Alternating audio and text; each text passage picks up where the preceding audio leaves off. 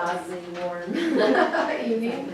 Some people are enjoying it. I think it's disturbing, but so my name is Abby Lawler-Morris. I'm with LeboGreen, which is a volunteer organization here in Mount Lebanon. We organize the Earth Day event, which will be coming up again in April. And we work on projects in Mount Lebanon, including waste production, and we are helping with this speaker series. And we want to thank this is the second of our speaker series, and we are planning maybe hopefully as many more as we can do. Yeah, all year long. Yeah. And we want to thank the library for letting us use this space and hosting us tonight. Okay, great, thanks. Hi, I am Sam Smith. I'm also from LeboGreen. Tonight we're here for Plastic Purge, Unwrap the Fun in Plastic Reduction. And we're going to hear from Zach Barber from Penn Environment, Holly Rudoy from Wonderfill, and 3 Mount Lebanon students that we'll introduce in a moment. Our former commissioner, Mindy Rainey, will be moderating our panel. And get ready to learn about the best ways to reduce plastic consumption to better our health and also that of the community. There'll be some chances to answer questions throughout, so we'll let you know. There'll be some Q&A times as well. And now I'd like to hand it over to Megan Stahl to get us started. She has served as the chair of the Environmental Sustainability Board for the last 3 years. And please help me welcome Megan. Thank you. Thank you very much for coming. As Sam mentioned, I've been the chair of the Environmental Sustainability Board, and one of our initiatives for the year was plastic reduction, and our goal really is to see how in Mount Lebanon we can do a better job with that. So one of the pieces of that initiative is to come out into the community and try to educate the public a little bit more on ways that we can do that. So that's the purpose of tonight. So I pulled up the agenda. Sam already went through what we're going to cover here. So I'm going to just kick it off.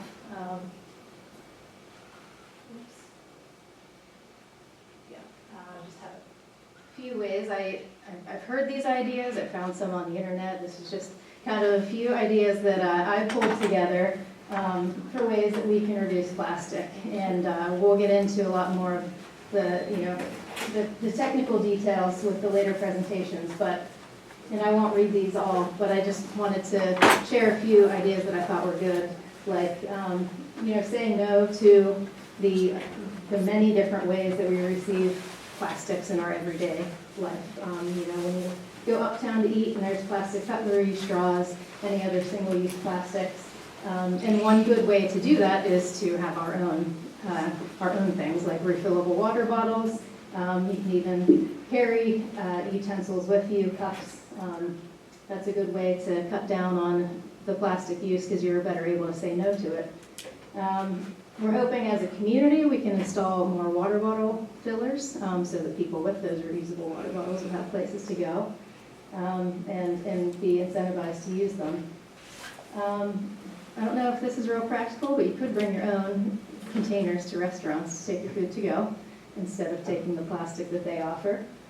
And then I like the third to last one, buy more food in bulk and fewer packaged products. That's something I'm definitely focused on at home. I have small children who like everything in those little individually wrapped packages, but it adds quite a lot of waste. So it's a lot better to buy in bulk and then fill reusable containers to take snacks on the go. Replace plastic Tupperware with glass or steel containers. And then I threw the last one on because I thought it was fun. You can actually recycle chewing gum. It's kind of close to plastic. So, and I did look up how you can do this because I was curious. There's a company that you can order a container from, and you put your gum in it, and then you send it to them, and they will recycle it. So don't put it in your recycling bin. Make that clear. But it is possible to do.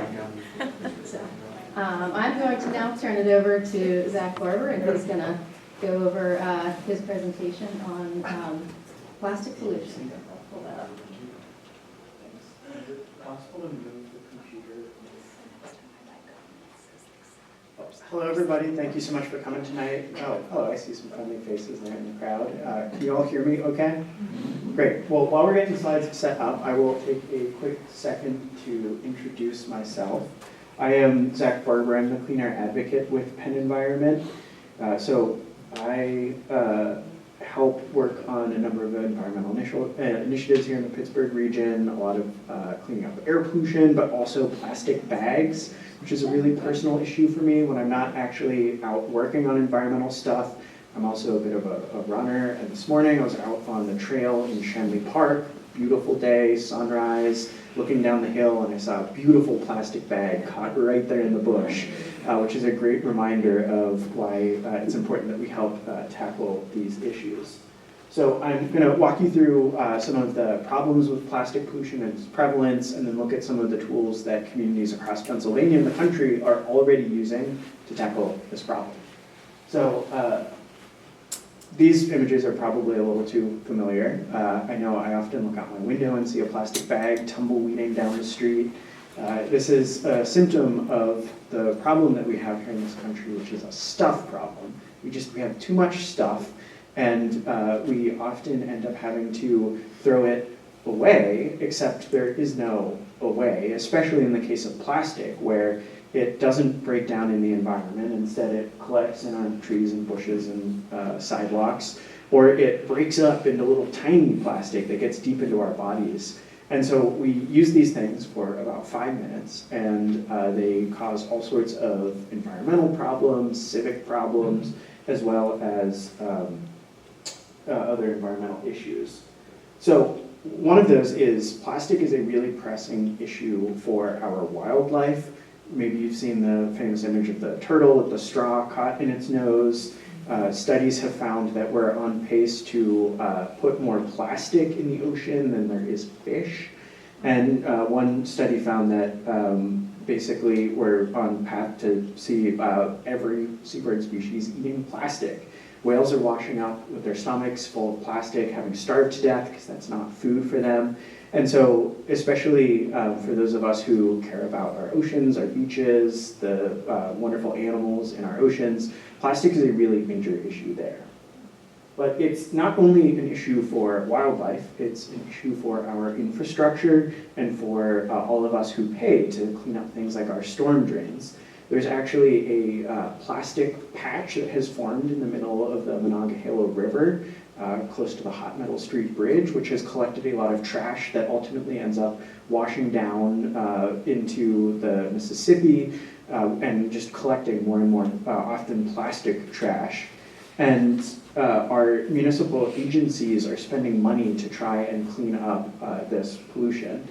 Here in Allegheny County, the nonprofit Allegheny Cleanways says that when they do their river cleanups, a majority of the trash that they pull out of the river is plastic-based, often single-use plastic bags or water bottles.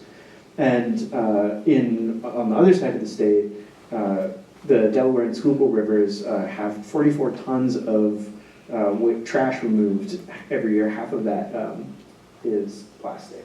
So that is a lot of plastic. It's also a lot of money that we spend cleaning this up. Collectively, our 9 largest cities spend nearly $70 million a year on cleaning up litter. Now, think about something you would like to see in your community that you could spend that money on if we didn't have to spend those resources cleaning up this trash. It's also an issue at the state level where PennDOT is spending millions of dollars to clean up trash from along our waterfronts and our highways. So if you are a taxpayer, if you are concerned about where our taxpayer monies go, then tackling plastic pollution is a great step. And one that's maybe a little especially important to us here in southwestern Pennsylvania is this plastic actually comes from somewhere, and that is another pressing health risk in itself. It's not just the problem of where does the plastic go, but we also need to think about where does it come from. Plastic is primarily made from organic compounds found in fossil fuels. And so right now we're seeing a move to produce more fossil fuels by deepening our investment in the fracking industry, especially in southwestern Pennsylvania, where they want to take byproducts from the fracked gas to turn into plastics. And they're actually doing this now at the Shell plastic plant up in Beaver County, which is near where I'm from. I grew up in the Sewickley area with Beaver County, literally in my backyard. The county line ran there. And what they're doing is, in the process of making this plastic, churning out climate pollution roughly equal to about half of the city of Pittsburgh's climate action plan, as well as huge amounts of volatile organic compounds, which are linked to things like cancer and other harmful forms of air pollution, especially concerning given that we already have enough of an air pollution problem. And so if we want clean air to breathe, want a stable climate, then we need to be concerned about plastic, because even though our plastic bag doesn't look like it, it's actually a pretty serious air pollution and climate risk. And then one of the great emerging frontiers, and I'm using great a little sarcastically there, is the field of microplastics. We are finding them basically everywhere we look, and I don't just mean that rhetorically. Penn Environment has gone out and tested more than 100 local waterways. We started with, I normally pose this as a question, and the answer's on the slide already, but we went out and we tested 50 of the most iconic waterways in Pennsylvania, from the Three Rivers to the Schuylkill to Lake Erie, and we found plastic in every single one of those, little tiny microplastic. And we said, okay, well, what if we went to the most pristine waterways? What if we went to the Class A, exceptional value, like trout fishing streams, the best of the best, the places that are allegedly the cleanest waters in Pennsylvania? And they were much cleaner than the rest of, especially our rivers like the Mon, but we found plastic pollution in every single one.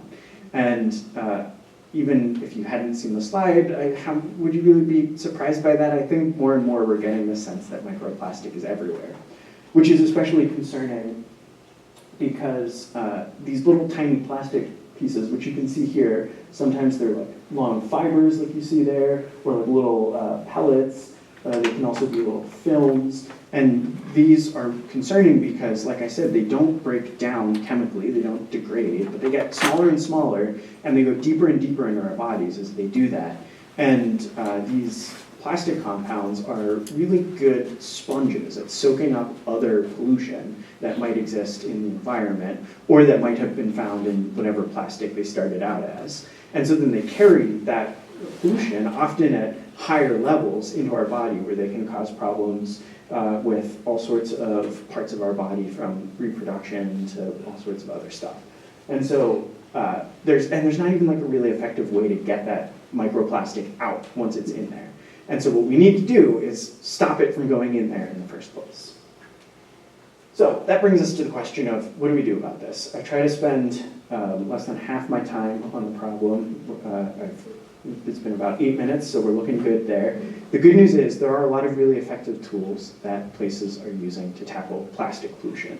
And the single best one of these is by going straight to the source and not using them entirely, and doing that as a systematic policy solution.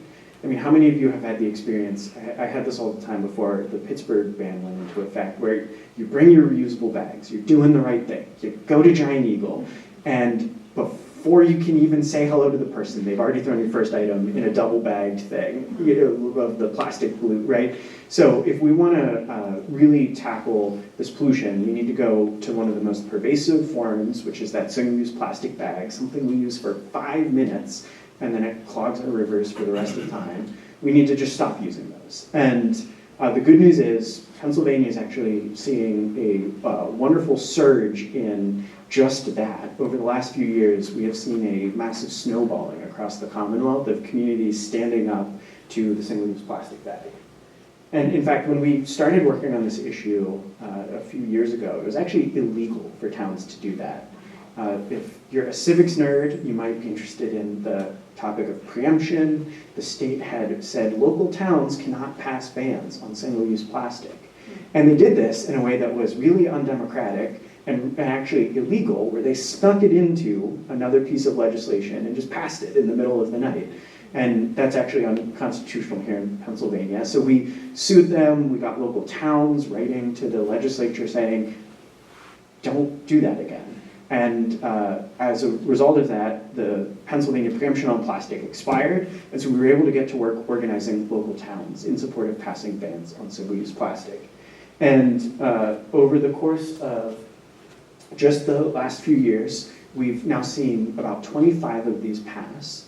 which now covers about 18% of Pennsylvanians.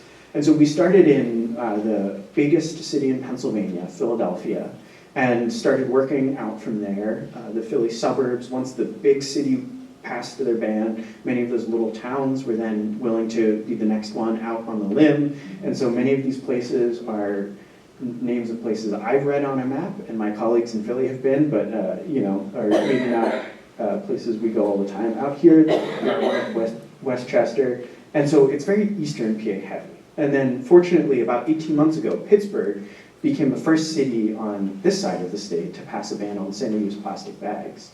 And that ban, once it's fully into effect and all the kinks are ironed out, will eliminate something like 1 million plastic bags per year.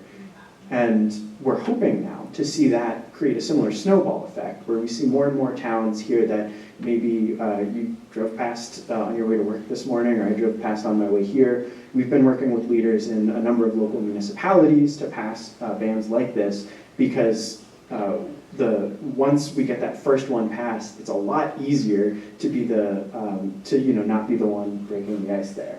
And across the Commonwealth, this will eliminate something like almost 900 million single-use plastic bags per year. So there are a few things to highlight in what makes a good plastic bag ban. And this is a good question maybe for the panel later, but one important thing to think about is, what are we switching to? And we always say that the cleanest, best zero waste solution in terms of bags is the one you already own. And so we don't want to be replacing these plastic bags with paper bags.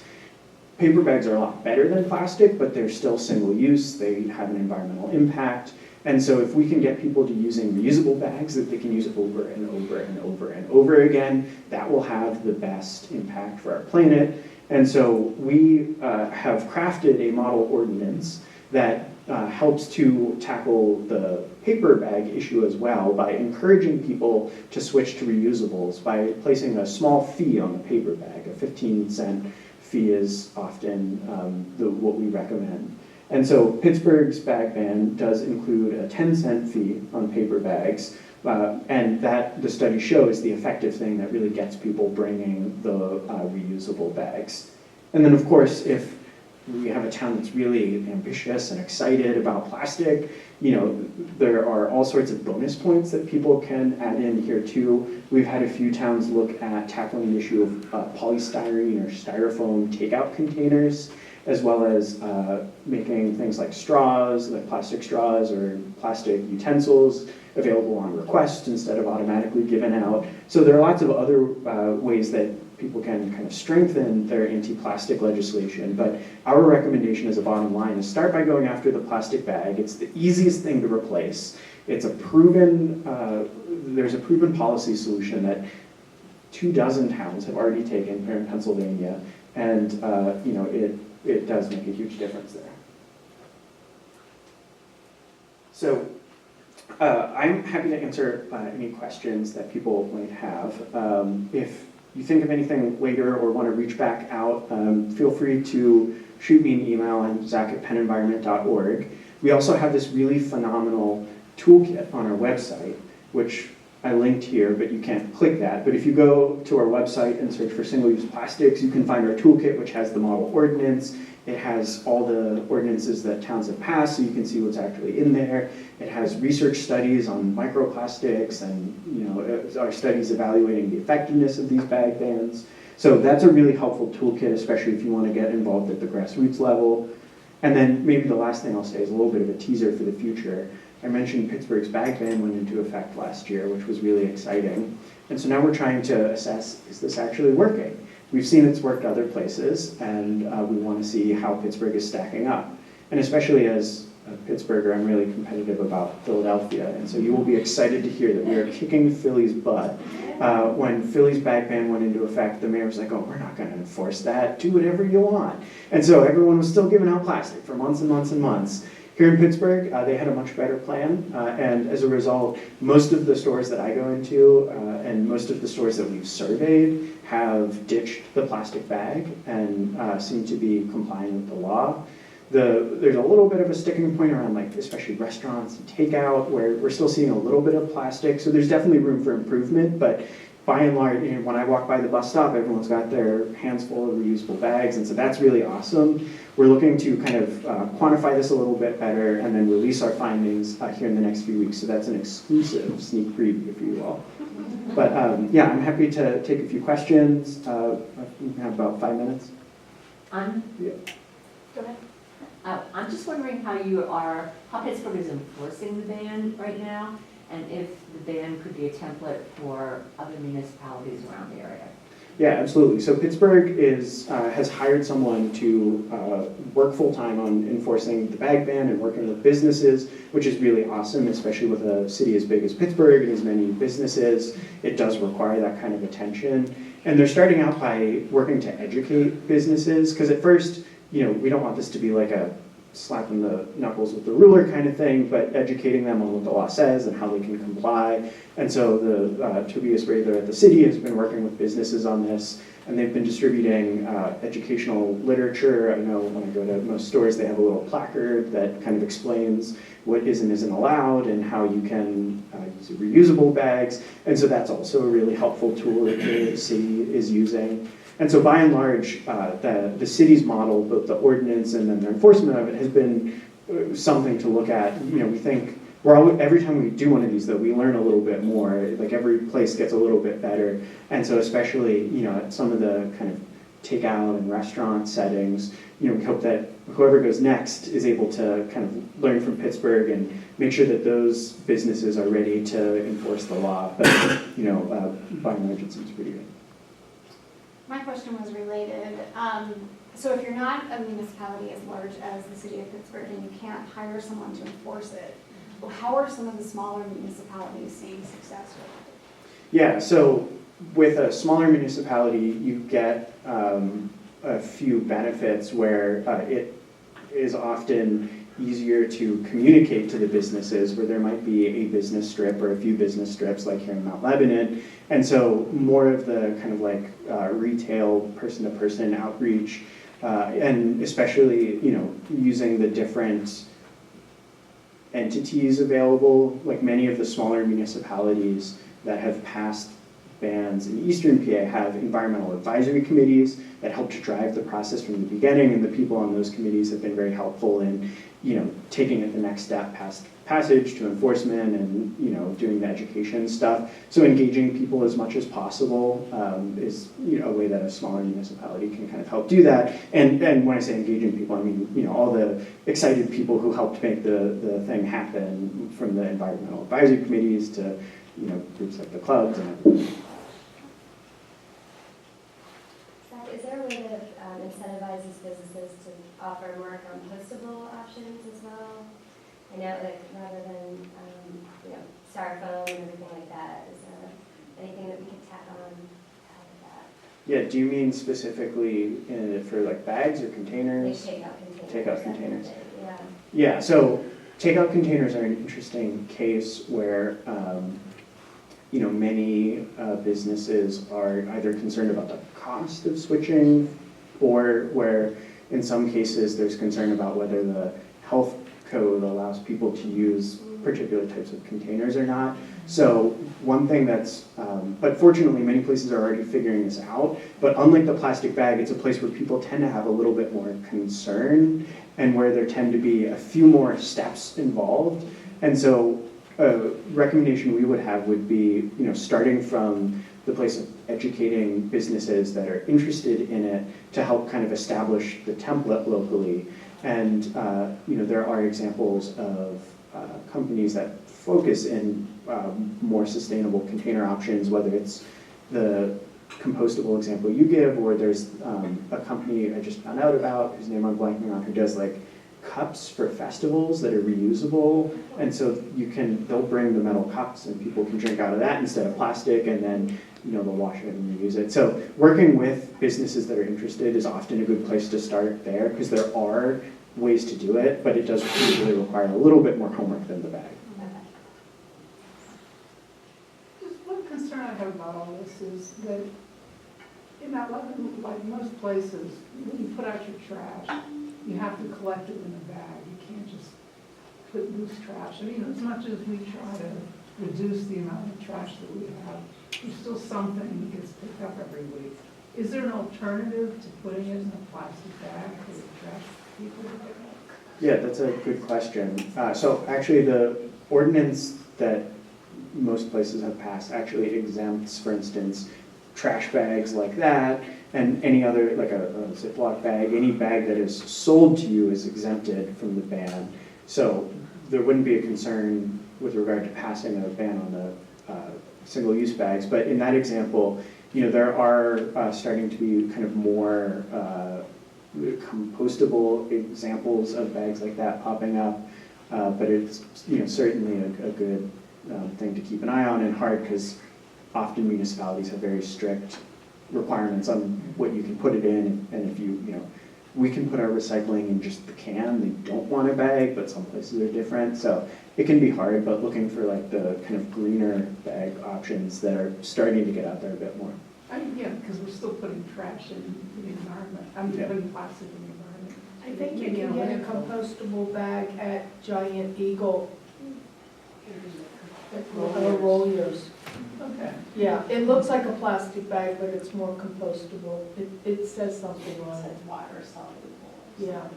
And sometimes with stuff like that, you need to do a little bit of reading into it, because sometimes they label it compostable and they mean like in our industrial composter.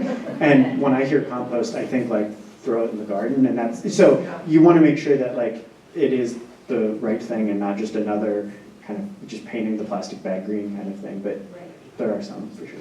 You know, I found a really good solution when I lived in Seattle. If you got a garbage can this big, it was $25 a week for your garbage.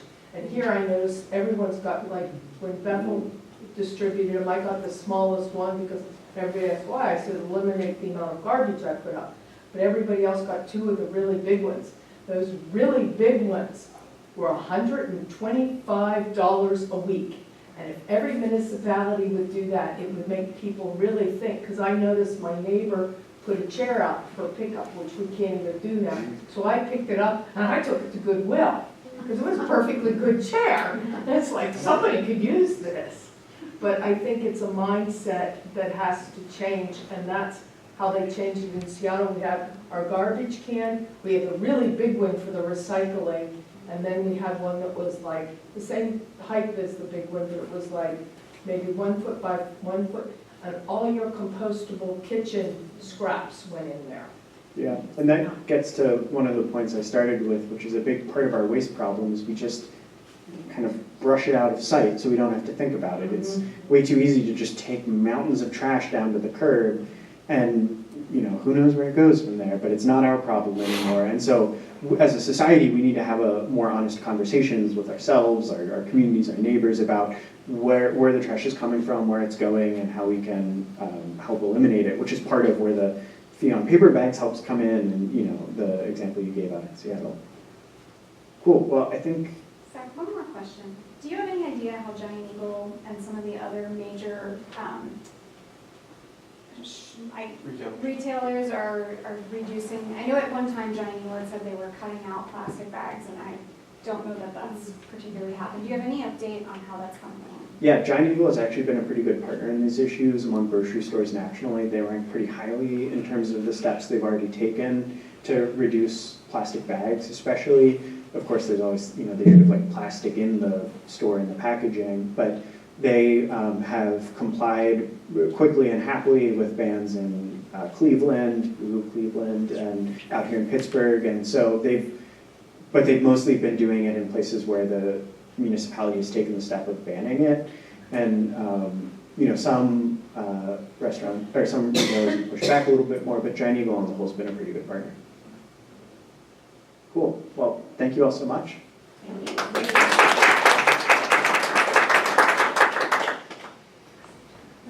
Just quickly to wrap that up a little bit, that I mentioned that the Environmental Sustainability Board, one of our initiatives was to look at plastic reduction. So this first step being, you know, let's get out into the community and talk about it and start to educate people. And but the other things we've talked about is, you know, especially since Pittsburgh just banned plastic, is it right for Mount Lebanon?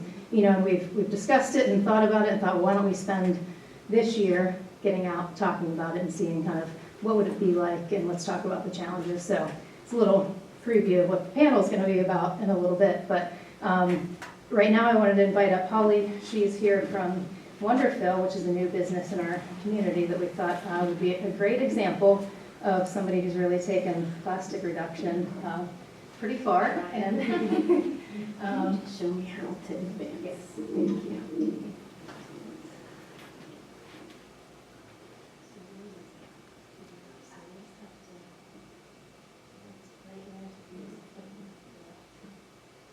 Oh, I see the next. It's right there. Okay. Hi, everybody. Thanks for having me. Thanks to LeboGreen and the library. And Zach, that was really, really good. You teed it up for me. Thanks. Thank you. So I'm Holly, as Megan said, I'm Holly Rudoy. I grew up in Mount Lebanon. I live in Mount Lebanon. My husband, Bruce, same thing, grew up here, raised our kids here, and we just opened Wonderfill, which is about a block down this way and a block up that way. It's about 2 minutes away. We're on Broadmoor, right by House School, and we've only been open for about 2 months. So we're just really getting started. I'm going to explain to you a little bit about what refilling is and what a refillery is. But first, I just want to let you know, we're not environmental scientists. We're not like recycling gurus, but we're just consumers like everybody else. And we were bringing home like a lot of plastic. And we were so proud of ourselves, Zach, because we were filling up our recycling every week with big jugs, and we thought we were really doing something good. And then we started seeing things like this. And the shocking thing about this is we know now that 4% of plastic or 7%, the number changes, really gets recycled. But of the plastic, half of it's packaging, which is not necessary in most cases. Like medical supplies, sure, but like your giant Eagle bag or your box of Cheerios or whatever, that's not plastic. But you know what I'm saying. We don't need all the packaging. So around the same time that this kind of news started going everywhere, like you didn't have to dig for it, it was pretty much everyone could see this. I also found a refillery in Somerset, which is a little town with a big refillery. So with a refillery, I walk in, I don't know what I'm getting into here. I didn't have bottles or jars with me, but they had, rows and rows of giant gallons of clean products, like no parabens, no phthalates, plant-based, responsibly sourced. And I didn't have a jar with me, but they had a free community shelf, so I filled up my body wash, and I filled up my detergent, and I filled up my sprays, and I went on my way, and I felt so efficient, and I felt so, it was like such common sense. And I loved it, and I realized this is the way it's going to have to be. And I had, from that moment on, realized that Mount Lebanon could use a refillery. It's not new. It's like the milkman, like bringing you his empty glass jar, or his full glass jar, and you leaving your empty jar, if you remember that, like in the 70s when I was little. Or like your grandparents probably going to the general store with their flour sack and their cartons and their jars. That's the way it used to be. Plastics came into the picture, and they're really, really convenient and really cheap and really easy. But now we know better. Now we know that they don't decompose. So we kind of have to do better. And this is a really interesting study. I found that we can reduce plastic pollution in the next 2 decades with 3 main strategies. And the first one is reuse. It's not recycle. It's reuse what we already have. And that will, in effect, stop the production of so much plastic if we're reusing what exists. And then, of course, recycling, and of course, using alternative materials. And this is where refill shopping can really come into play, because refilleries reuse. You're either bringing a container you already have, or you're using a free container at the store that somebody has brought in and that's clean, or you're using one of our containers that you can buy for like $1 to $4. And everything in the refillery is 100% reused, not 4%. There are like 650 refilleries right now listed on a Refillery Collective website. There's probably more than that. 100 are in Canada and 550 here in the US. In Pittsburgh, there's a really nice one in Squirrel Hill, and she's actually expanding. There's the one I mentioned in Somerset, and I just saw on the list there's one in Ligonier. I think it's a little one in another store. But they're definitely part of the solution to the problem. Refilleries are also nice because, like I mentioned, the products are usually cleaner. They're coming from manufacturers who have the same values that our customers have, which is to do it in a cleaner, safer way. So when a product from the refillery is going down the drain, it's not killing the fish and it's not ruining the oceans. It's safe to breathe in when you're using some of these products. So it kind of all makes sense at a refillery. These are some pictures of our store. You can see the top picture are our refills, and the bottom picture are some products that make life easier to live more sustainably and more low waste. We currently have 22, almost 23 refills actually. If you come into the store with your own container, that's great. A lot of people come in with a container. People who have like lived in other cities or know about refilleries will come in with a big bag of jars, but most people don't, and it's fine because we have a free shelf. If anyone wants to donate to our free shelf, we're always looking for good containers that are clean. But you would come in, you would bring your container to the desk, and we weigh it for you, and then you can fill it up with whatever you want, however much you want, in whatever quantity you want. You pay by the ounce.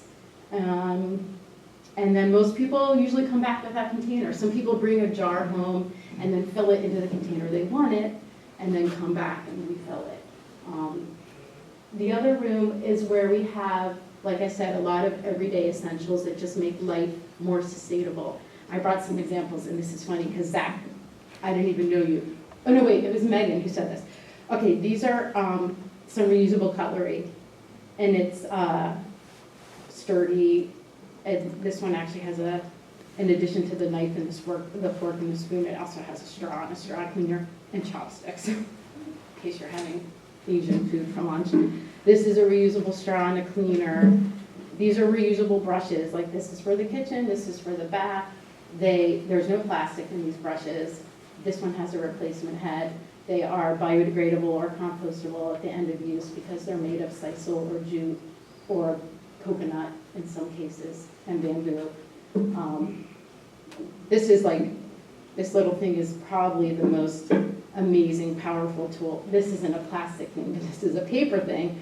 This is a Swedish dishcloth, which absorbs 17 times its weight. So you can clean with this, and you can also wipe up spills with this, but however you use it, you'll use it over and over and over again. You'll put it in the top rack of your dishwasher, and then it's like brand new again. And we have inadvertently probably cut our paper towel use more than half because these are just so convenient. Oh, and this is a tiny little bag chip clip, but it's made out of wood.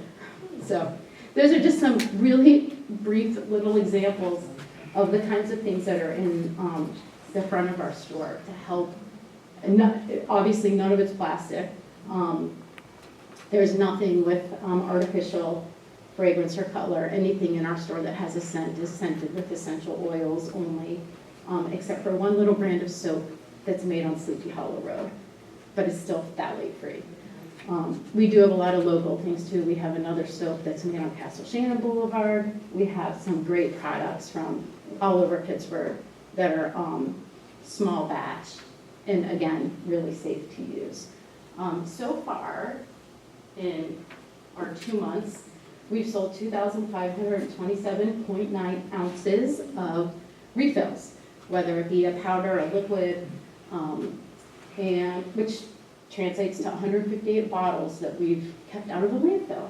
We hope, with those numbers, we'll definitely hit 1,000 bottles this year, but we are just getting started, so we hope that it's a lot more than that. The community has been really supportive and it's been really fun. We don't recommend that people dump out everything they have and come buy 20 refills. But as you run out of the products you're used to using, it could be fun to come in and try something out and see what you think about it. We're gonna try to get into the thousands this year if we can. So that's it. Any questions, let me know. We're just getting started. Yeah, could I bring my soap dispenser in Yeah. and just fill it right in that Oh, totally. dispenser? Okay. you A weigh lot of first. people, yes, Yeah. I'll weigh it. And you can even bring things in that still have stuff in them, Yeah, that's what I'm wondering. It doesn't matter. Because you weigh it first. Right. and then it'll- because we weigh it first. So you won't be paying, you won't be paying for what you get. Thanks. Yes, definitely. Do you have a list of all your products so that we know we can come get it? You know what? Thanks for asking. I don't have a list. I mean, I could look through this picture and tell you a lot of them. Go backwards maybe. But I did bring a QR code for anyone who wants to scan it to jump on our website. Our website is really comprehensive.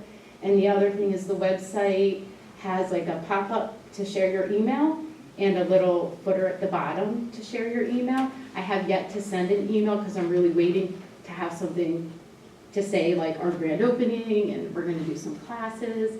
But anyone who wants, if you want to share your email on our website, I will send you a coupon to come in and try it out. But you can see in the picture, I can give you some little ideas. These are 100% cotton bread bags, so you don't keep your bread in a plastic bag if you buy your bread out at a bakery. This is an incredible, somebody in here told me they loved it.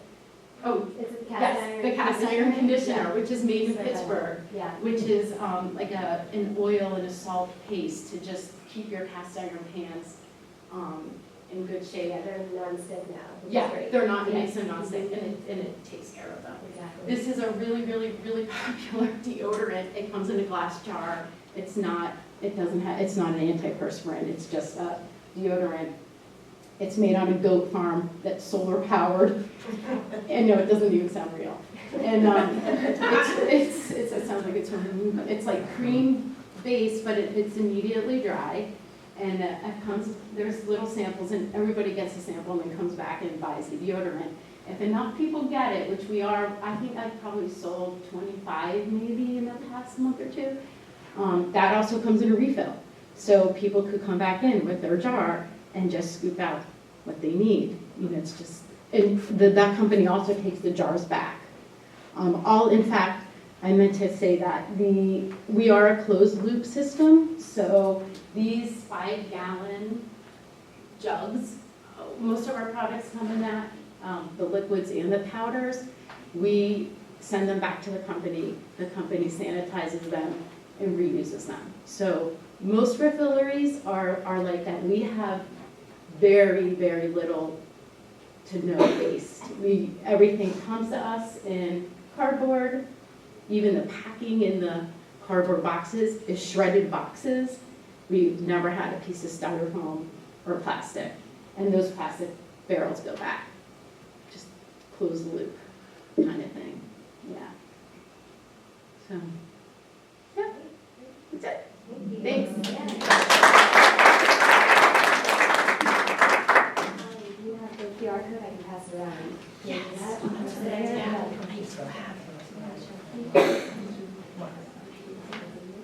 that's okay, we can pass it around. Do you have it here? Okay, just pass these around. Great. All right. Coming up. So next up is the panel discussion. So we'll call our panelists up here, but it's going to be moderated by former Commissioner Mindy Rainey, who just completed her 4-year term.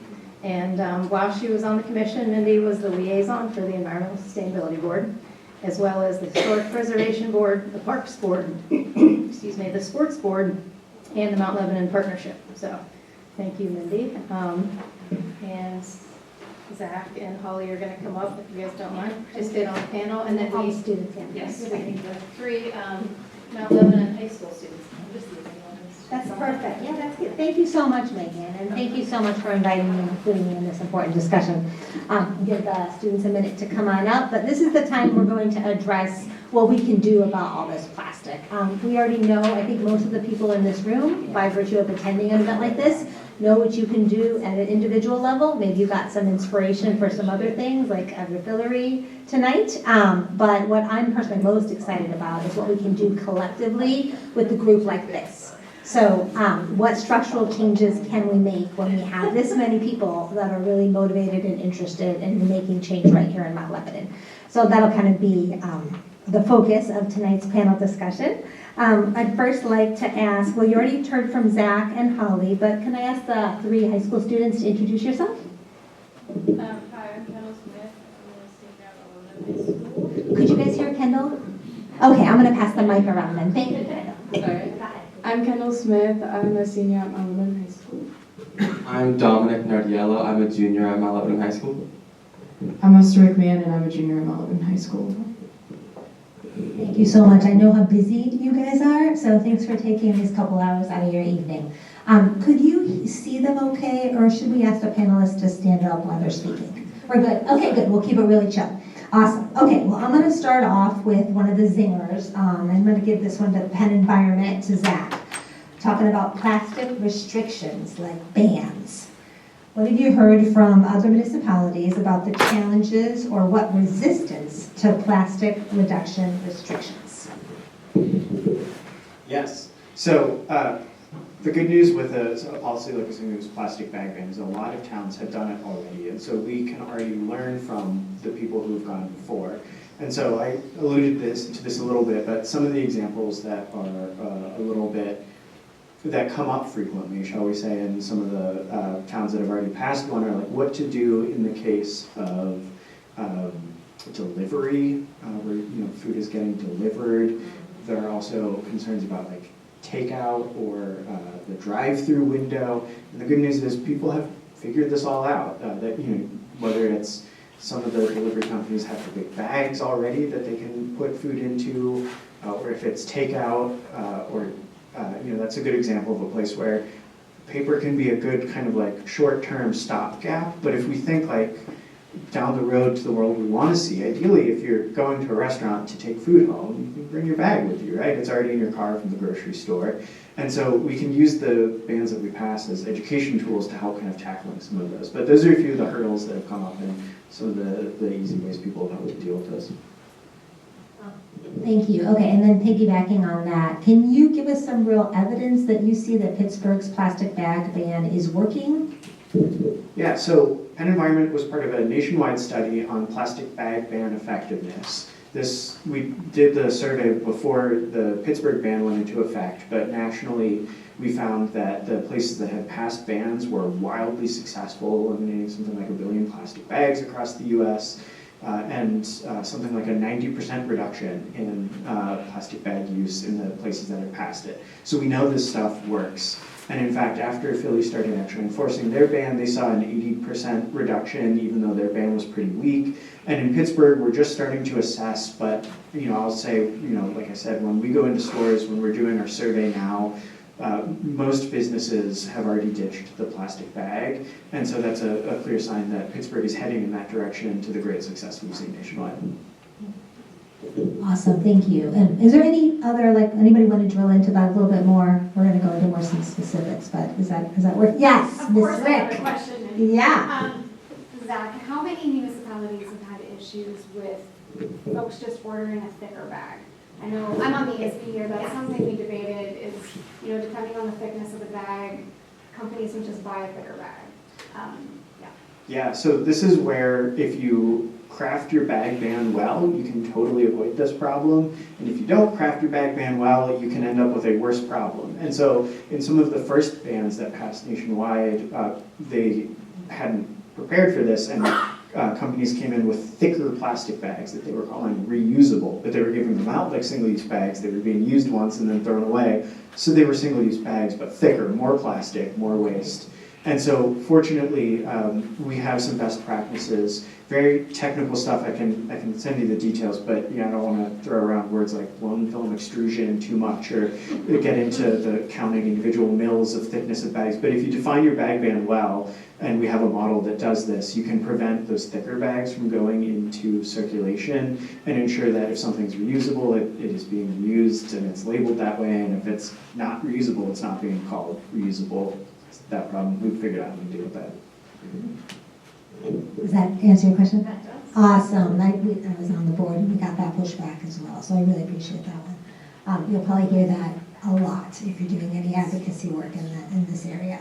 Okay, next I want to kind of drill into right here in Mount Lebanon. We have 33,000 residents in Mount Lebanon, and our high school has about 2,000 students and employees, teachers and administrators. And then if we look at the school district in general, we're at 7,000? I'm not quite sure, several thousand, around 7,000 total students and administrators in that area. So that's a big chunk of our 33,000 residents.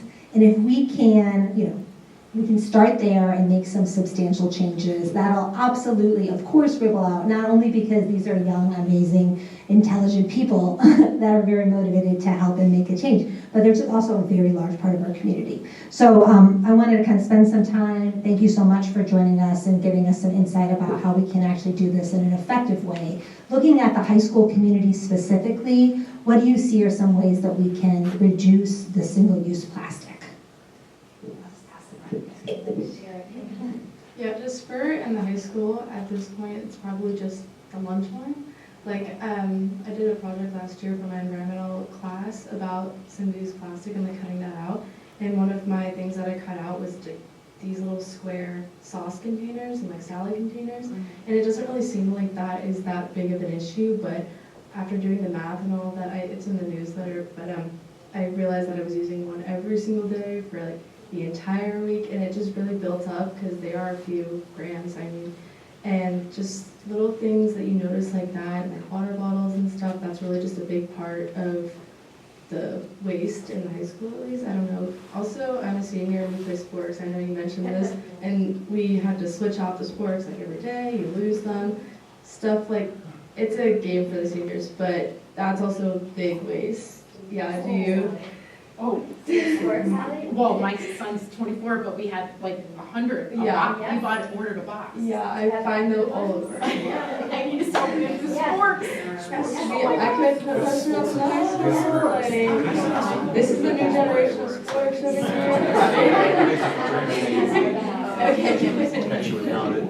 All right, yeah, what I noticed a lot is just plastic water bottles and utensils. Like they have those big machines where you can just like grab a plastic fork and spoon and knife just so easily just to grab plastic like that. And for like one of our big projects of the year is called like our lifestyle change assignment for APEGs and for AP Environmental Geoscience. And for mine, I chose like solid waste in general, and one of my action steps was to reduce plastic usage. And I've just been like reducing my, like getting a water bottle, bringing my own water bottle in, and just like even like bringing your own utensils to school, and just kind of like simple stuff like that.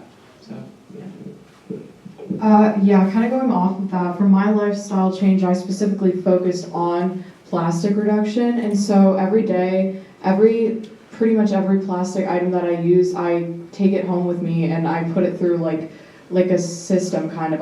Because in AP Environmental Geoscience, we learn about the 5 R's, not the 3 R's. We learn about refuse, reduce, repurpose, reuse, recycle. And so I go through all of my plastic items and I say, what can I do with this? And my last resort is to recycle, because so much of the recycle can't be recycled. At our school, if there's one item in the recycling bin that is not recyclable, then nothing in that recycling bin can be recycled, because custodians can't go through that and pick out like dirty things. So like, I think that it's important to educate people on exactly what can be recycled, and also educating people on like the fact that recycling, it shouldn't be your first option. Like, it's great for like a last resort, but also there are ways to better reduce your plastic usage without recycling. Are there easy access to the water refillable? There are refillable water stations. Is it easy to access those right now? Okay. And what percentage would you just guess of students carry their own reusable water bottle? You can do it. They use them, but then again, like you see them walking around with the plastic one in one side of the bag, they're one in the other. I see. It's convenience. Like, And do they sell plastic at the? Okay, so they sell plastic. And then is the only pencils that are available at the high school the plastic disposable ones? You don't have reusable silverware as an option. and we also don't have reusable plates. We like don't have reusable plates. They're plastic coated plates, but still it's like, you know. They're disposable, the plates? Yeah, they're all, there's nothing that, I mean, the trays are the only thing that are like washed and stuff, and then the rest is just you throw it away. Yeah, and they have like all like the trash cans, but they're all tucked away in the back. It's like compost, like recycle and stuff like that, but no one ever uses it and no one sees it, so. Quick question. Do you guys feel like most people are bringing their lunches, or most people are buying their lunches? Most people are buying. I would say like a good like 90%, I'd say. 90%. Like from what I see, at least, I mean this year I sit up top, but I know like 2 people who actually don't go down and buy their food. So, yeah. And so all of that, except for the tray, goes right in the trash? Yep. Yeah, go ahead. So prior to the pandemic, they were still using thousands of polystyrene foam trays. And there was great success made when the prior food director was there in getting rid of some of that. Okay. But it sounds like a lot of it's still just going to trash and wasn't ever, and then the pandemic hit and everything became takeable again, where you could pick up lunches. So was there a period of time where they were doing dishwashing at the high school? Are those capabilities existing? Does anyone know? They're washing dishes? Okay. I mean, they wash the trays. Yeah, that's the only The thing. irony is they just redesigned that entire Yeah. high school 10 years ago, and I'm sure it's not built to wash. It must be built to wash. But I know it was an issue rolling out into, I want to say at one point they were washing at middle schools. But the elementary schools too were a complete non-issue. I mean, they couldn't do it because so many of the elementaries don't have kitchens. They bring everything from, kind of the central food distribution place. They weren't designed for kids to stay and eat. So the elementaries are going to be difficult, those 7 schools, but the 2 middle schools and the high school, maybe there's some potential there? I feel like installing dishwashing? I don't really remember like the lunch at middle school, but at least I feel like the kids are kind of at an age where they can start to be putting things, like reusable things, in an area where they could be washed or something. I feel like it's not that big of a task if you make a habit of it. It's really just like the habits for the plastic, that's where it all starts. It's just convenience versus like, oh, just go and put it over in that area and they can wash it. I don't think it's that big of a deal, they could probably handle it. There, I have seen a model. My child attended Burton Valley Elementary in Lafayette, California, and 4th graders served as volunteers during the lunch process to help children sort through whether the item was compostable, it gets washed, goes in the trash, or is recycled, and they weigh and measure everything at the end, and the goal was to have very high compost and low trash every single week, and they had it all up on the board, and this is what we're doing, this is our progress. It was 4th graders, they were wearing gloves and like little hats or whatever. So I know the children are capable, but we as adults need to put in this structural change. Go ahead. The kids have to train their parents. Yeah, absolutely. I mean, I think they're very willing to too. So hopefully this can kind of serve as a platform for that. Okay, so any other questions about please, high school. I wonder if there would be any ideas on how, so my daughter's in elementary school and I'm very involved. I'm at Hoover and I'm really trying to do as much as I can at Hoover and changing the ways, and I get such pushback from the administration that, they just don't have the time, they don't have the resources, they don't have nothing. And I'm trying to figure out, like, is it a PTA thing? Like, can we have parent volunteers to come to the schools and, do this and educate? Or could we somehow have the environmental club students and, like, the younger kids would love to be taught by you. I started the lunch clubs for them to be taught by you guys. And I think it would be so, if you could put together some sort of program or assembly or something and get permission to go to the schools and talk to them and, like, educate the 4th graders or educate the 5th graders, because they really could become champions. I just don't think that the administration doesn't have the time or the energy to do it. So I would love a solution, to come up. LeboGreen or this group, out of this group. And when we try, and we're just volunteers too, Right. but gosh, it'd be great too. Any more? Yeah. I feel like with the class, AP Environmental Geoscience, we do try, there's school in the park, I don't know if, we did that, I volunteered at that last year, and it was like cool to get to like teach the kids about all the outdoors and stuff, but I feel like with that class, we could definitely try to do something like that. After like the AP test, like we're really just like looking for stuff to do, so I feel like if if the kids want to like put something together, we can definitely like put that into their brains. I'm not in that class anymore, I took it last year, but I could even talk to people, you could talk to your peers. I feel like, do you think that's possible in your class? I don't know. Yeah, it sounds awesome. Last month I went to Foster with a couple of my friends, and I talked about like wetlands and like the impact on like the waterway it has. We did this activity where we like made a filter with like dirt and rocks and plants, and they loved it. It was so much fun. But I love going to school, and I would happily do it again at Hoover. Yeah, I actually recently went to a preschool and taught preschool kids.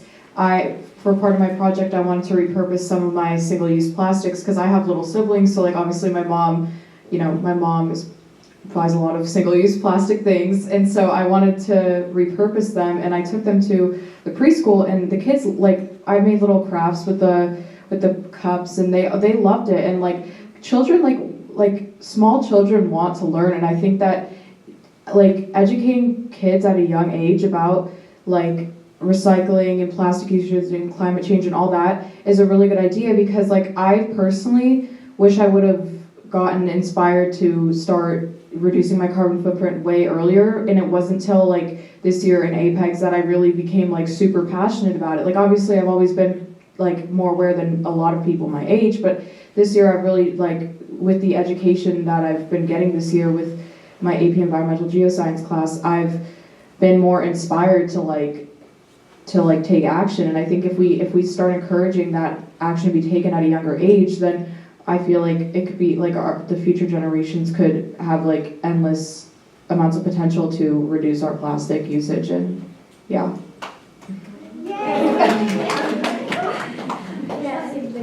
Just piggybacking on that, Shane, I think you're onto something too. Yeah, thank you guys. I think with Dr. Gallo's, it's a personal project. Is that what is your personal project? Maybe that's where it starts too. They could take that on for their personal project to be teaching the next generation. That could be, you could fold that in really well. So we could talk to Dr. Gallo. You can talk to. Yeah. And you guys are just so inspiring and really encouraging. So thank you. Thank you for your hard work. So kind of opening it up to all residents, and this question is for any of the panelists, expanding it, what challenges do you foresee in Mount Lebanon if we did restrict single-use plastics with the ban? What they did, say tomorrow, we were able to wave a magic wand and do that. How's that gonna go? Okay, cool. I have no idea. I was going to ask you guys that. I was going to ask what kind of pushback you've already gotten, and is it from, I worry about store owners, grocery stores, and restaurants, but also about people who want plastic bags, who don't want to be inconvenienced and think that they're crazy. I don't know. Zach, you might know how this works. Yeah, so last week I was on Twitter, I guess it's called X now, and I saw a local Pittsburgher complaining about the demolition of Three Rivers Stadium, which was like 25 years ago. And it was a great reminder that here in Pittsburgh, as in most places, we hate change. And you would be tricked into thinking that no one alive remembered a time before plastic bags, but that's not true. And you know, you gave the example of the milkman, right? Like we've done this before, and so there are always going to be a few angry people, and those are going to be people you hear from the most. It's just talking to the city of Pittsburgh's enforcement person who said, "Oh yeah, there's like a few businesses that are really angry and they're always speaking out and." They're like the minority, and everyone else we don't hear from is fine with it or willing to suck it up and go along. And so, you know, I think you have to prepare for the fact that there are going to be those people who don't like change, but, you know, we know it works, we know it's popular. Out of all the issues Penn Environment works on, the one that, like, we need to do the least on to get people involved is plastic, because people are beating down our doors. Like, people are really fired up about this. They want it? They want it. They want it. Yeah, I mean, we can't keep up with all the towns that are like looking into doing bans. I mean, getting invited out to countless municipalities over the course of a month to present on plastic bans. So when you asked me this beforehand, I joked that the hardest part's going to be dealing with all the winning that you're going to do. And the last thought I'd offer is, you know, the refillery example is a good one where when I started going to our refillery, I started with my laundry detergent because I was a giant plastic jug and I didn't want to go buy that. And then once I got in the habit of refilling that, I switched out my dish soap, and now I'm even about to do my third refill of dish soap. And so if you do one thing at a time, you can kind of mitigate those problems, work out the kinks. And it's much more about like doing what you can now to eliminate plastic and start seeing that success and building the habit and building from that. It's not like we, you know, need to or even could tomorrow just totally never touch plastic again. You think about it as a process and think about what's the next step will help make it something that is achievable and lasting and manageable for people. I was gonna, and a lot of refilleries, and I mean a lot of other industries say the same thing, but it's progress, not perfection. So a lot of people making a tiny, tiny decision can do a lot more than a few people doing it perfectly, you know. But how? Sorry, no, I didn't mean to cut you off. But I was just thinking because I work in a restaurant and we like do a lot of to-goes, and that's pretty much one of my jobs is to get the to-goes out, and we use a lot of plastic bags in that. And just a small step is that we have some paper bags now. And I know you said like paper's not any better, but it's kind of better. So stuff like that, I feel like we can't fully cut out the plastic bags because some things we just need to put in plastic bags, and the papers they rip and stuff. But I just feel like a little bit in the right direction is going that. And also with the plastic utensils, I don't put them in all of the orders, although we're kind of supposed to, but just little things like that. Don't tell. But yeah, just stuff like that. I mean, at least for kids my age are working in restaurants, just kind of infiltrating, you know, saying like, oh, just, you can eat. I mean, people take it home anyways, they don't need that plastic. But yeah, just little things like that. I mean, businesses can like get paper bags if just some, you know, in the right direction. So it becomes a habit or something. And there is the option on some apps when I order food, if I don't want plastic or default to not the plastic utensils. So maybe we should try to encourage our businesses to opt for that option. Yeah, on the DoorDash or whatever it is. Yeah, or they can bring their own bags, I don't know. Doesn't really work like that, but maybe. I have so many follow-up questions on that one. So the closest one is, how can we incentivize our Mount Lebanon businesses to reduce our single-use plastic? I think the main initiative we could take is to just emphasize the fact that like cutting down on single-use plastics is going to save you money. Like businesses are all about like getting the most bang for their buck. Like, and like I am using reusable products is going to save you way more money than repurchasing plastic utensils. And like if you just buy like a couple sets of silverware, that can be reused and the payback period is very low. And so like obviously like I think obviously we all know businesses just want to make money, and I think if we play on that part of like human nature, that is like the main way that we could actually get businesses to like implant like new policies that would make plastic go down. Yeah. I think Mrs. Stahl touched on something a little bit of when like you can just make bigger like plastic instead of like tiny little like one-use things such as like buy in bulk. That's what I meant to say. So instead of like tiny little like yogurt containers, just like a big like jug of something. I think that would be a good investment. Yeah. I have a question. Yeah. When I lived in Washington State, there was a ban on styrofoam, so you never got that food in the styrofoam, and I came here, and I was appalled, because that stuff is super bad for you. Are you thinking about, I mean, we just did a plastic ban, we did that many, many years ago. Is there a thought to do that kind of a ban for like to-go foods? Yeah, totally. There is, and I'm pretty sure one of the bans that passed last year out in eastern Pennsylvania included this in a smaller community.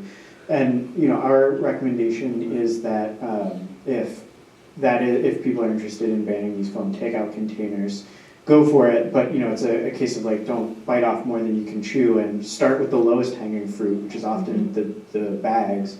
But you know, if there is motivation to go after those foam takeout containers, you know, those are even worse in some cases than the plastic bags. They persist forever and ever and ever. They're thicker, and so finding ways to get around that is good. But even you know, so a ban is good. We support a ban. Places that want to do it should do it. But there are even steps short of a ban that you can do, like helping make it easier or incentivizing businesses to, you know, have reusable containers that people can bring back, or allowing people, as someone else mentioned, to bring their own containers to the restaurant and then take them home with them. So there are other steps like that that we can use to Or take. even those paper, the paper ones that are like in Whole Foods.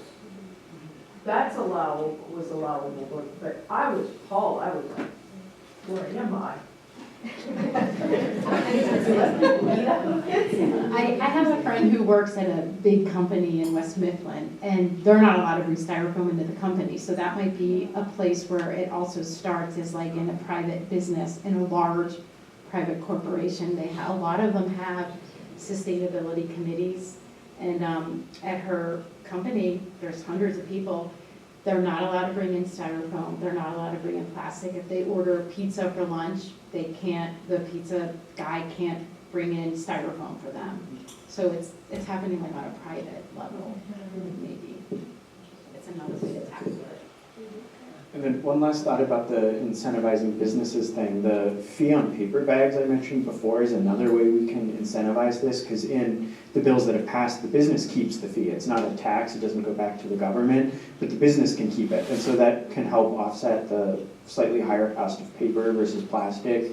And kind of it can be another tool as well, so that the businesses are seeing a little bit in return, because sometimes that's the reason for the opposition. Like you were saying, businesses care about money, and so that can kind of help deal with that concern. Thank you. It's 8:15. Yeah, I want to take a couple questions, and then I want to make sure we spend at least like 5 or 10 minutes talking about some actionable steps that we can all take together to move forward on some of these wonderful ideas that we've heard about tonight. So is there another question or two? Yeah, go ahead. I just have a quick question. Is there Pennsylvania state laws for food safety that you can't bring your own like glass container or any kind of container into restaurants to get them filled? Does anyone know? I don't know. You cannot, I mean, you can take for your leftovers, you can just bring it and like, if you're eating at the restaurant, but yeah. Yourself. You cannot, But you yourself. can't give it You to cannot, them to yeah, so fill you with- cannot, no, that, you Take out, cannot okay. do that. So one way, like somewhere, I know there's one in Portland and a few other cities have it.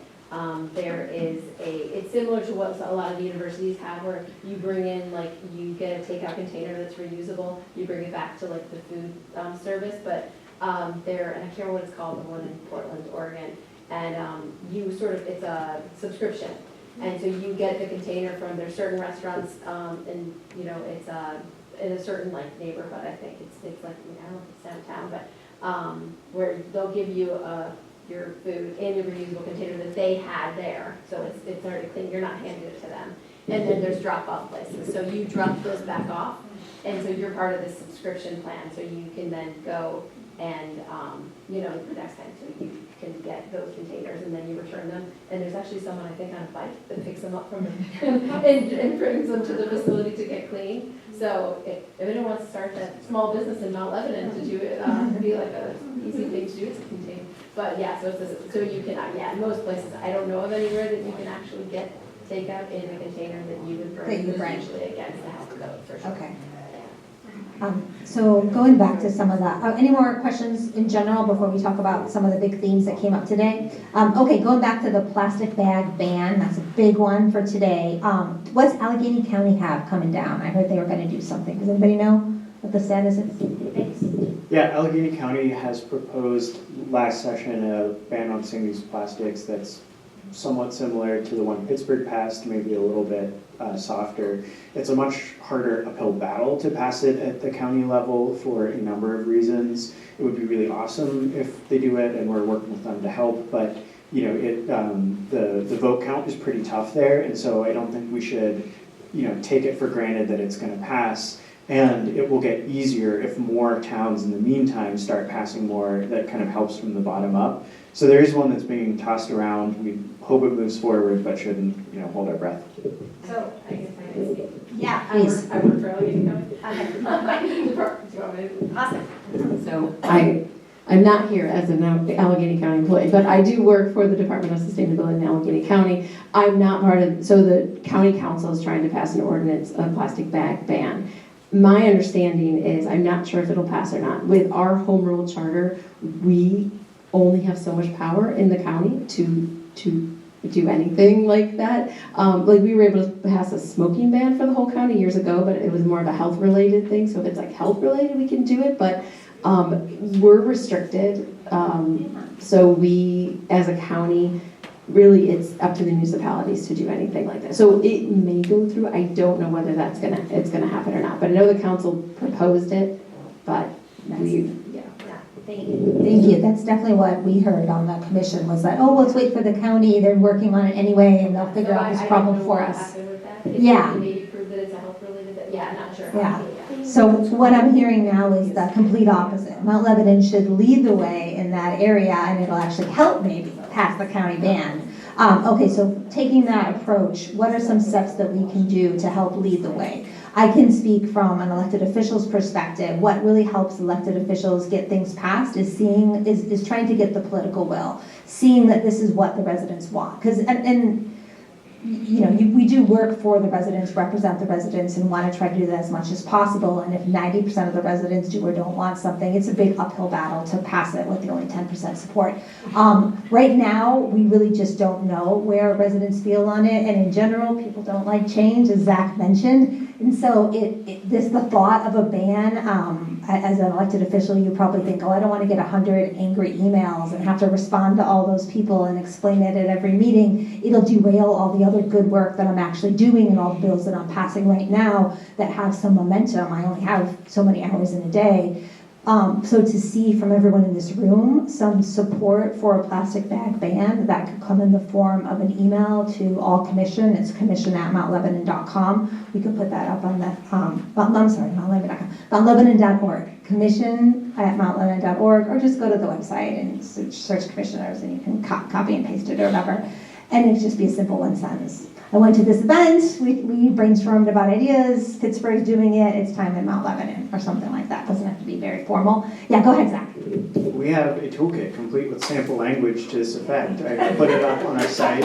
If you Google single-use plastic laws in PA and go to the Penn Environment page, you can find it there. It has stuff to send to your elected officials. It has letters to the editor to submit to your local newspapers, all sorts of sample language that you can pull from to help talk to your neighbors and elected officials. Love it. Anyone else? Ideas? How to move a plastic bag ban forward in Mount Lebanon? And I know I joked earlier when I said, if it could happen tomorrow, no laws get passed in one day. It probably takes... No, Good point. And even if we would be able to pass it in several months or a year, we always like to have it come out, be effective a year from now or 2 years from now so that people have the time to really effectively implement it. Yeah, go ahead, Jenrick. To Zach's point about business buy-in and supporting the businesses, Mhm. I think there would need to be considerable amount done on the front end with the partnership and so forth to prepare businesses for potential buying. Let's drill into that a little bit. So there's the carrot versus the stick approach, and obviously the band's the stick. How can we right now in 2024, as individuals, as part of LeboGreen, who's putting on this, we have some members of the Environmental Sustainability Board here. You guys are all very active in the community in different ways. What can we do to help with that? Thank you. So when Pittsburgh was debating their ban, what we did was we reached out to local businesses and said, hey, would you support this? And the ones that said yes, we got them to sign on to a letter, which we delivered to City Council, which had something like 75 to 100 regional businesses signed on in support. And I know you would have not only at least one here in Mount Lebanon, but I was down at the co-op, I think, recently, and they had a sign about being concerned about plastic waste. So there are definitely businesses here in the region, and talk to them, get them to write in and support. All right, so I'm totally serious in this question. Who wants to take the lead on that initiative? So I'm meeting with the Mount Lebanon Partnership on Friday at their next meeting. So that is the businesses of Mount Lebanon. And we already have an initiative called the Lebo Bag. It's very, very new. Like it's it's a work in progress. I was going to talk to you all about it for a minute, but basically it would be a bag that be a reusable, eco-friendly bag that residents could buy for a nominal fee, and it would have maybe artwork from a local artist. They would make one maybe every year, and we would probably put logos of the businesses on it as well. And then as people use it with the businesses, they could get discounts and things like that, maybe free parking, incentives to use it. But we thought it would kind of have a life of its own. It would be a walking advertisement for Lebo businesses, and it would be kind of a fun thing to collect over the years. So we're going to present that on Friday. Not a done deal at all, but that was one small way. But with your idea about how the Pittsburgh ban was done, I can also say, who would like to go further? Yeah, who would like a ban? So we can work on that. But I'd be happy to take the lead there. All right, cool. All right, thank you. Sure. Anybody else have any thoughts or anything? Okay, so we talked about plastic bag bans. We talked about how to get the businesses on board and more of a carrot and also stick approach. We haven't really gone into some actionable items for how to reduce single-use plastic at the schools. Anybody want to take that one on? As any ideas? Yeah. I guess when I'm thinking about like utensils, maybe just enforcing some like handheld items like pizza or like nachos. I don't know, I was kind of thinking about that and I was like, would be nice to reduce that. You just want more pizza. Yeah, maybe I do. I feel like also the plates that we get, though they're not like 100% like plastic, like it's easy to just like put a plate. I mean, if we have like carts or something, we could just like have a tray cart, have a plate cart. I mean, just something like that. Or yeah, more pizza, I guess. I think I agree with Dominic in that like the main way that the single-use plastics get collected at Mount Lebanon High School is like through the lunch line, and also like there's like ways to like I think Kendall was saying earlier, like even like options like composting and recycling. The recycle bins are like tucked away. They're tucked away like and like you go into the classroom and like the trash bin like kind of covers up the recycling bin. Like maybe like put more recycling bins in the hall. Like people sometimes are like I don't know like. People sometimes are so lazy that they like if you are walking with a recyclable item and you see a trash can first, you're going to throw it away because you see a trash can, you can get it out of your hands. And I think like one way that we could reduce that problem, like I know that's not really reducing the initial like, sometimes using single-use plastics is inevitable. I mean, there's really no way to just completely, without like a major like federal law, like there's really no way to like cut down plastic completely. It's very it's very much like a part of our everyday lives, but like putting like recycling bins outside could maybe encourage people, like if you go get like a drink at McDonald's and you're taking a walk afterwards, like recycle like the things that can be recycled. Like it's really not that hard to find a recycling bin, and I think maybe putting more of them and putting more recycling bins than there are trash bins would maybe encourage people to recycle more. And like I think that is more, I think, as opposed to going straight for like we can't use single-use plastics. I think people are more likely to buy in if we go gradually, because I think that people, not everyone is on board. Like I'm on board to like totally get rid of my plastic things if that's possible, but like not everyone is, and I think that reducing things at a gradual level is more reasonable to try and get everyone to, reduce their plastic usage. Can I ask a quick question to that? So is that okay if I ask a question?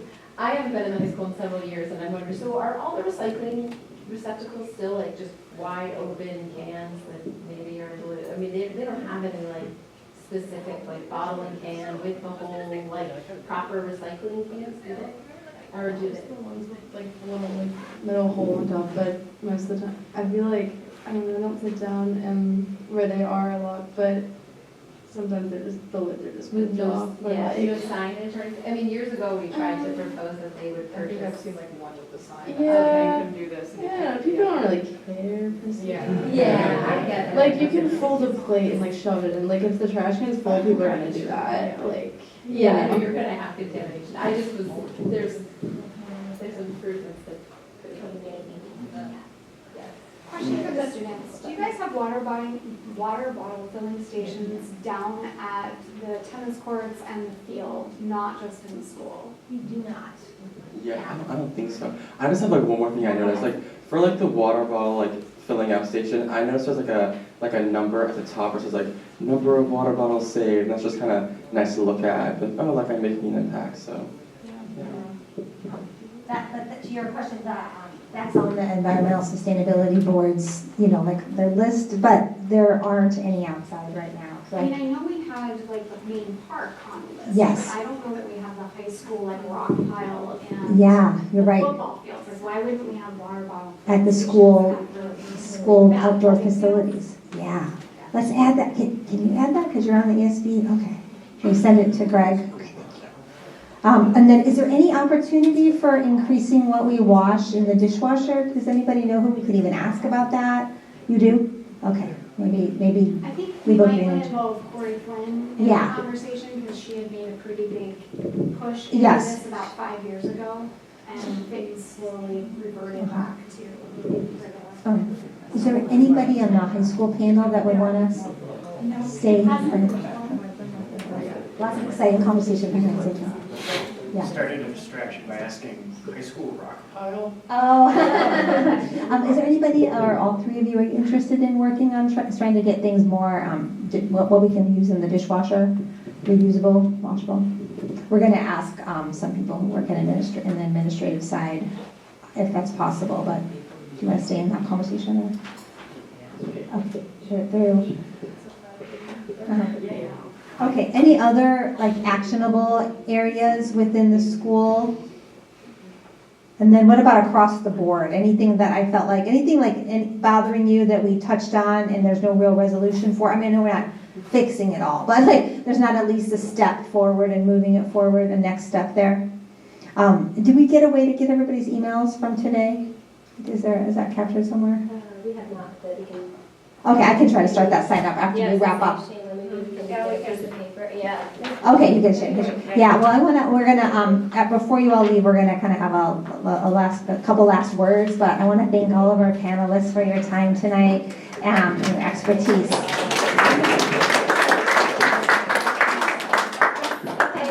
Yeah, we are at 8:30, a little past. Thank you all for your time. We really, really appreciate you being here. Just real quickly, I know we talked about the Lebo bag that is in the works. We also have the high school upcycling club is going to be doing, so let me back up. Our next event is Earth Day. That's what LeboGreen focuses most of our energy on. So that'll be April 28th from 11 a.m. to 3 p.m. at Main Park. So we hope you can join us there. We will be doing reuse. We've done recycle, reduce, now reuse is the next theme.